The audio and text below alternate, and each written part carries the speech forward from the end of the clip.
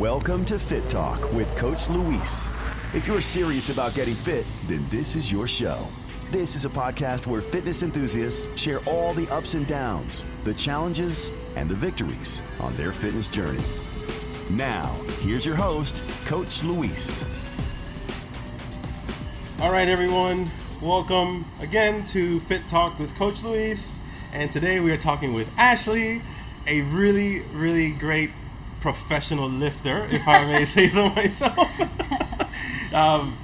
She is part of also the IronBreedPerformance. We're doing a little nice series with them where we talk about what they do with us as athletes, as ambassadors and all that. So I wanted to talk to her a little bit about what is it that brought her into fitness, what she did before and all that. So let's get it started. Thank you, Ashley, for being here. Thanks I appreciate it. Yeah, absolutely. Absolutely. It's a beautiful, beautiful gym here you guys have to work out with, so it's pretty nice. Yeah, for sure. Yeah. We're spoiled. We love it. Yeah, I bet it's a perfect spot. You got a lot of room. You got a lot of open space. It's pretty sweet. I'm happy to be here and check it out. And we'll be posting pictures about it too, so you guys can have it. We got Leslie helping us. We did an interview with her yesterday, so we had the two powerhouses in here at one time today, so it's pretty sweet. Yeah. All right, so tell me, Ashley, what is it that you feel is that drove you into fitness and the journey that you're in right now? It was always a part of my life growing up. Obviously not CrossFit, but fitness in general. I started at 2 years old. I was pushed into gymnastics, so I followed through with that all the way through college. I dabbled in like track and a little bit of soccer and stuff too. So it was always just reinforced in my life. My dad was like a big bodybuilder, power lifter, so we always had a gym in my garage growing up. And then, through high school I took like strength training classes. I realized, wow, you're a little bit stronger here than the average girl. Yeah. So, literally from the time that I was born, I was just kind of always in some form of fitness. Yeah, I see that. And I see a lot in your story where you talk a lot about that, your background as gymnast and gymnastics and then now, so what transitioned you from doing just gym and gymnast movements into doing more of what you're doing now? I guess I got old, so I couldn't do gymnastics anymore. But I mean, through college and stuff, I still taught gymnastics, still did gymnastics, played around. But then I had my son, so that wasn't really, realistic for me anymore to compete in gymnastics or anything. And then my one friend that I did gymnastics with, one of my teammates, she started doing CrossFit, and a lot of the movements from gymnastics transferred over.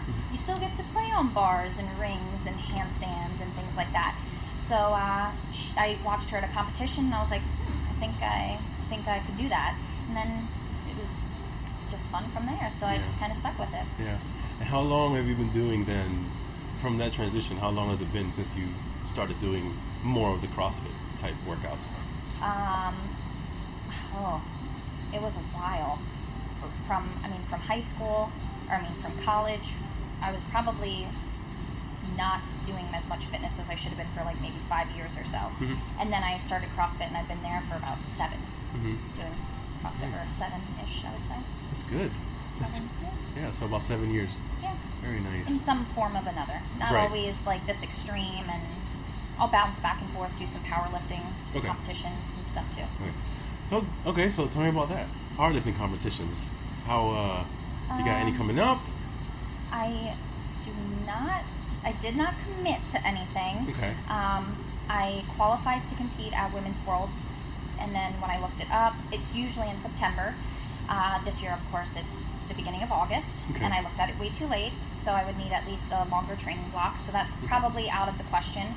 But I'll look into doing one probably September or October.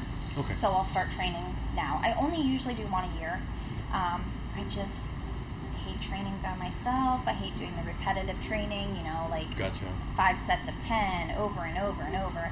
Yeah. I kind of have like a little bit of workout ADD where that's why CrossFit works for me. It's not the same thing every day. Right. And it's, the movements and the workouts are like, go do this, then go do that, and that works for me. Yeah. It keeps me motivated. I don't get bored, that sort of thing. Yeah.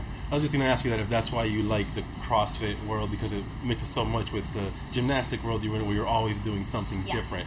So it's not just light stuff, it's also heavyweight because you do incorporate that into your work, into your routine. Yeah, That's for just sure. really good. Yeah. So Mix. yeah, and that's nice. I think it's better to be a overall well-rounded trainer, I guess. That's what I'm learning. Yeah. Trying. Yeah, absolutely. Yeah, because I was actually talking to her about it earlier that, you know, your gymnastics, like your movements you do and all these things, you still do it till today. Like none of it's really, not a lot of it has changed, and that's good because that helps you overall as you say, as we get older. It's really good to have that, that strong core and functional fitness. I always keep going back to the basics, even though I may be able to hold a handstand for 2 minutes or something. You'll still catch me in here before I warm up or during my warm up or whatever, and I'll still do the basic movements. And I think that is what really keeps me where I'm at. And I always encourage that to everybody else. Even though you can do the high level skills, just keep going back to the basics and keep reinforcing those. And I think it's really important. Absolutely, that's really good advice. So thank you for that. So what would you say is your why for doing what you do? Like, what is it that fuels That's you? always a good one. I think my why keeps evolving as I am. My why 7 years ago is much different than my why today. 7 years ago I started CrossFit solely for superficial purposes. I wanted to have a better aesthetic body. I had a kid, I gained weight, I didn't look like I did in high school, so I was just like, you know what, I don't care what I gotta do, I just want to be skinny, I want to look good in a bathing suit, I want other people to look at me and think, she looks good, It was a lot of based off of other people's opinions too. 7 years later, 7 years wiser, it is not about that at all. Yeah. It's not about aesthetics, it's about how I perform. And funny enough, when I started focusing on my performance, my aesthetics changed too. So now I am here because I am willing to push and see what my body's capable of. I just want to be fit for myself, for my family. I want to perform really well. I don't need to look the best anymore. I just want other girls to feel comfortable in their own skin, comfortable being stronger. It's changed. I've changed. Absolutely. And I think that's seeing what's possible. Yeah, and I think that's the big part of kind of growing within ourselves. That our whys do change with time. Yeah. And there's nothing wrong with that. It just means that we're evolving as humans. We're changing our train of thought, and that's fine. Absolutely fine. But so what is it that got you? I guess how did you get into doing with IronBreedPerformance? How did that happen? Training for my very first powerlifting competition. So I think 3 years ago. I started going to a gym, like a local gym right down here, Campbell Fitness Center, and it's more like a global gym, I guess you would say, but it's still family-owned, family-run thing. So I go there. They have great stuff for powerlifting. They have a little functional fitness stuff now that they're growing into too. But I started going there. I go by myself. I put in my headphones, and I started trying to train for this powerlifting that I have no idea what I'm doing at all. Totally winging it. And I would go in and I'd see these guys that are like just super jacked and super strong, and I'd be like trying to like just watch them and mimic what they're doing and like soak it all in and absorb. But I still had no idea what I was doing at all. And Austin Zeckman was one of those guys, and he was just so big, and he totally knew what he was doing, but he was also like a social butterfly there. So he would be talking to everybody and having a good time, and like really welcoming, and if you ever had any questions, he would always help. And I just from the very beginning, I remember him helping me with my belt. I'm like, all right, you have this powerlifting belt. I'm still using this CrossFit thing that I can't even use. It's illegal in powerlifting. So I'm like, how do I know to measure for this belt, and what do I do and stuff? And he showed me. He's like, 2 fingers and this, and I prefer it that way, and you want to get this, and he kind of talked me through it. And so from then on, I was just like, all right, if I have any questions, I'm gonna kind of go to him. He was always really knowledgeable. He was young, he was still in college, but super knowledgeable. So yeah, I just kind of started gradually talking to him here and there, and he was at that time doing his own programming and nutrition and things too. And he was at my very first powerlifting competition, so it did kind of ease my anxiety a little bit to have somebody there that kind of knew, because I'm like asking questions like, do I go now? Should I warm up now? Like, what should I do? Yeah. And the CrossFitter in me is like, I just want to squat now. Why do I have to wait 8 minutes to squat? I mean, I want to squat now. Yeah. But yeah, so that's kind of how I first met him, and yeah. he's been kind of helpful in guiding me throughout. Yeah. Then he started his business, and I'm like, send me shirts, send me whatever. Like, I'll rep you. You've always been really good to me. So whatever I can do to help you out. Yeah. Super nice guy. I talked to him a few months ago. Really, very knowledgeable, like you said. Yeah. He knows a lot, and yeah. So we talked about doing something like this. So it was really nice too.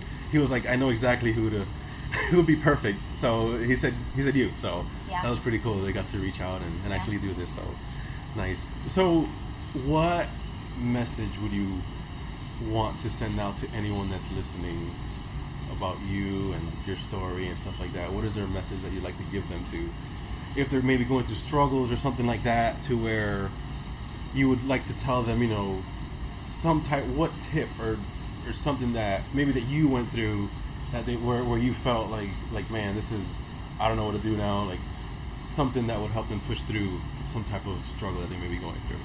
Good question. I don't know. I mean, I think that's normal. I think highs and lows are normal. Mm-hmm. When training and in regular life, I think that's just part of it. I don't think if you're like cruising along and you're not having those, that's not okay either.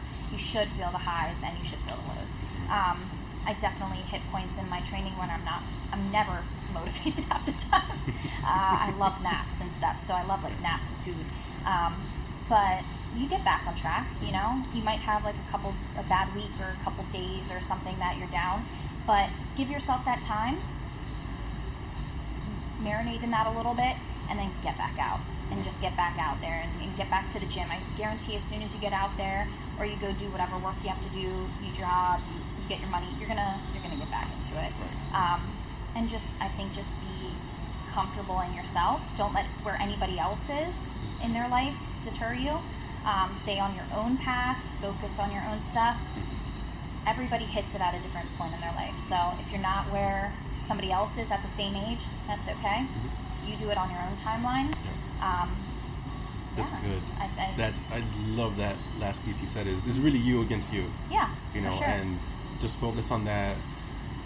Whatever someone else is doing, that's great. That's fine. But it is true. It's you against you, and it's okay. Like what you said about. It's okay to have those feelings. Just don't stay there. Yeah. Have them, work through them, and then move forward. So that's really good advice. I'm sure people that are listening to it are going to like that a lot. So yeah, very good. Well, thank you. I'm glad you took the time out so we can talk and and get to a little bit more about you. So okay, so if there's anyone out there that would like to follow you or anything like that, what is your IG handle where they can find you and follow you and stuff like that? I have a Facebook, but I don't ever use that, so don't look me up on there. I only use it for the gym stuff. Yeah. And my IG handle is Geisash, so Geisash. Okay. Awesome. And it's a lot of handstands and dog photos and food. I just love food. It's perfect. The perfect three. We're actually going to try some handstands, so you got to see the video about that in a little bit later. Handstands and donuts. Yes. So yeah. But this was really good. Thank you so much. No I'm glad we got to talk and get to meet you in person. Yeah, for sure. You got it. All right, guys. That was it for today. Stay tuned for next time and the next chat that we have. Thanks for checking out Fit Talk with Coach Luis. Remember to follow us on social media, on Instagram at Live2Progress and on Twitter at Live2Progress. Stay tuned for more episodes of Fit Talk with Coach Luis coming soon. And remember, always live to progress.